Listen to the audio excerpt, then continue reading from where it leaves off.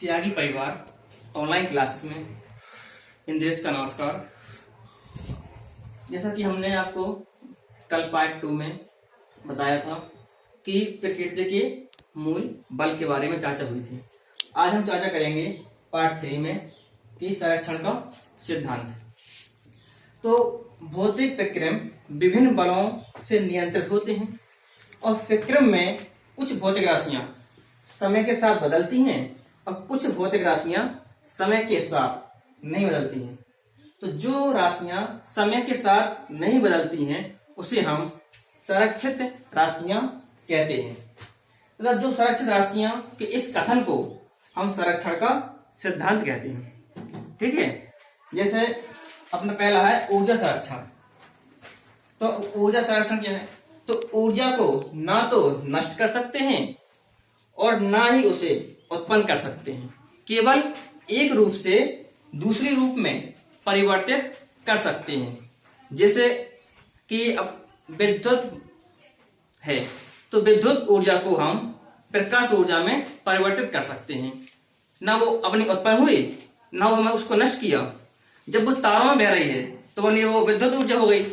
जब वो बल्ब पे आई तो वो बल्ब अपना जलने लगा, तो हमें वो बल्ब क्या हुआ, प्रकाश उत्पन्न करने लगा है। तो वो सीधा विद्युत ऊर्जा से प्रकाश ऊर्जा में परिवर्तित हो गई। इसी प्रकार अगला है अपना आवेश संरक्षण का नियम। तो किसी निकाय का कुल आवेश नियत रहता है, उसे आवेश संरक्षण का नियम कहते हैं। जैसे हमने अभी बोला था ऊर्जा संरक्षण में उसी पर आवेश का है कि आवेश को ना तो नष्ट कर सकते हैं ना ही उसे उत्पन्न कर सकते हैं, ओनली एक रूप में दूसरे रूप में परिवर्तित कर सकते हैं। जैसे अपना जो अपनी धारा होती है वो ओनली नियत बहती है हमारी धारा। जैसे कहीं भी अपनी धारा 5 एम्पीयर की बह रही है, वो पूरी तारों में 5 एम्पीयर की ही बहेगी। ठीक है, ये अपना आवेश संरक्षण हुआ। तो और इसका दूसरा उदाहरण भी है आवेश संरक्षण का। जैसे कि सूखे बाल है अपने, तो सूखे बाल जब हम कंघी लगड़ते हैं कंघी बालों में, तो बाल अपना धनावेश उत्पन्न हो जाता है और उतना ही आवेश कंघी पर ऋणात्मक आवेश उत्पन्न हो जाता है। ठीक है, अब अपना आगे देखेंगे कि रेखीय आवेश संरक्षण क्या है। तो रेखीय आवेश संरक्षण क्या है? तो रेखीय संरक्षण आवेश है कि कणों की निकाय पर, ठीक है, कि कणों की निकाय पर कार्य करने वाला बल, जो बना निकाय है मतलब जो पदार्थ है जो उसमें हम कार्य करेंगे, तो उस कार्य करने पर जो बल होता है उसका होता है बल का परिमाण शून्य हो जाता है।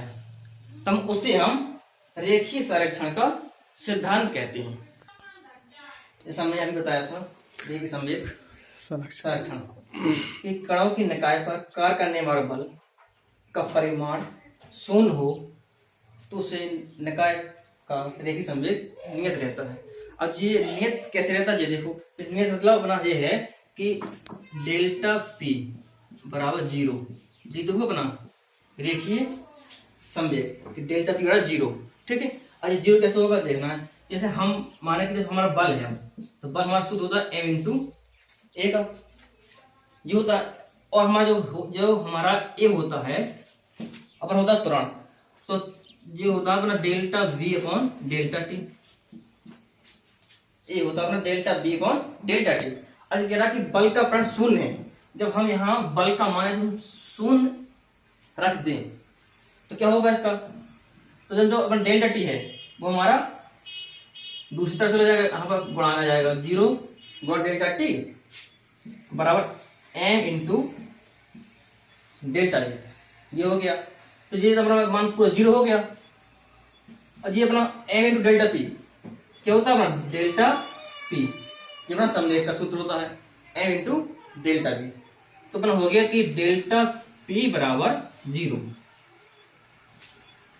ये हमारा हो गया रेखीय संरक्षण का सिद्धांत। अब अपना अगला है कोणीय संवेग संरक्षण। तो किसी पिंड पर कार्य करने वाला बल आघूर्ण का मान यदि शून्य है तो निकाय का कोणीय संवेग नियत रहेगा। यदि हमारा बल आघूर्ण यदि टाउ का मान 0 हो जाए, यदि टाउ का मान 0 हो जाए तो अपना कोणीय संवेग नियत रह जाता है। तो अब जो बल आघूर्ण क्या है, अब ये बल आघूर्ण जो होता है अपना, कि जैसे अपना गेट है, यदि हम गेट का हत्था अपने कब्जे के पास में लगा दें तो हमें गेट बंद करने में बहुत दिक्कत होगी। जैसे हम अपनी दूरी जैसे बढ़ा देंगे, हम कब्जे की और हत्था की दूरी बढ़ा दें तो हमारा गेट आसानी से लग जाता है दूरी बढ़ाने से। वही अपना बल आघूर्ण लगता है कब्जे पर। ठीक है, तो यदि हम टाउ का मान 0 कर दें तो हमारा क्या हो जाएगा, टाउ का मान 0 करने से जो हमारा होगा delta G upon delta T बराबर टाउ होता है। तो जब हमारा टाउ का मान 0 रख दिया, हम टाउ का मान क्या रखते हैं 0, तो delta J upon delta T बराबर, तो हम इसका पक्षांतर कर देंगे। अब क्या आएगा अपना डेल्टा जी अपॉन 0।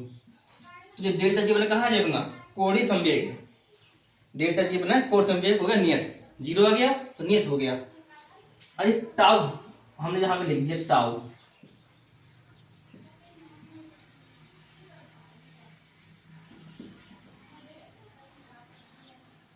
टाउ, ठीक है। अब अपना अगला संरक्षण आता है द्रव्यमान ऊर्जा संरक्षण का सिद्धांत। ये क्या है कि द्रव्यमान तथा ऊर्जा अलग अलग भौतिक राशि के दोनों एक ही भौतिक राशि के दो रूप हैं। मतलब भौतिक राशि क्या है, एक ही भौतिक राशि, उसके दो अलग अलग रूप हैं, द्रव्यमान और ऊर्जा। अर्थात हम द्रव्यमान को ऊर्जा में और ऊर्जा को द्रव्यमान में बदल सकते हैं। इसे हम आइंस्टीन का सिद्धांत भी कहते हैं। आइंस्टीन ने दिया था हमारा कि E बराबर एम सी स्क्वायर, जहां हमारा एम है द्रव्यमान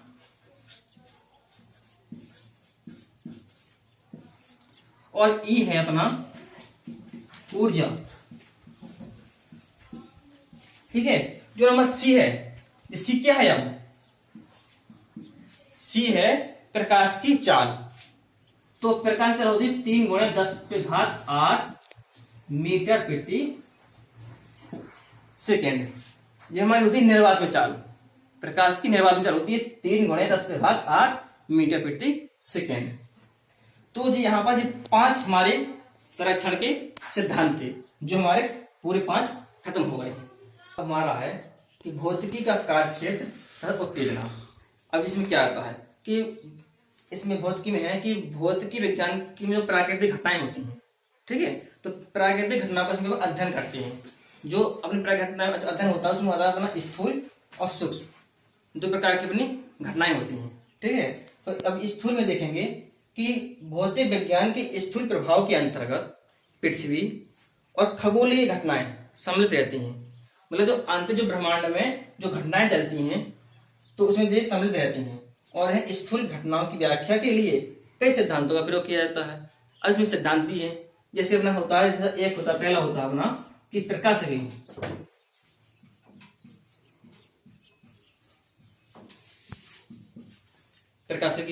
प्रकाशिकी होता है, जैसे इसमें प्रकाशिकी में होता है जैसे परावर्तन का नियम आता है, परावर्तन भी होता है, इसमें अपवर्तन भी होता है।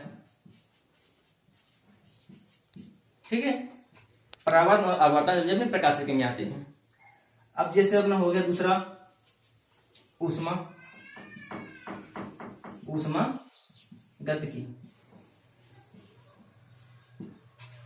अब ऊष्मा गतिकी में होता है, जैसे इसमें ऊष्मा के नियम में जो होता है कि ऊष्मा, इसे अपने पढ़ा था कि ऊर्जा के रूप में, ऊर्जा भी जो नियत रहती है, इस प्रकार से ये ऊष्मा भी अपनी इसमें नियत रहती है। ठीक है,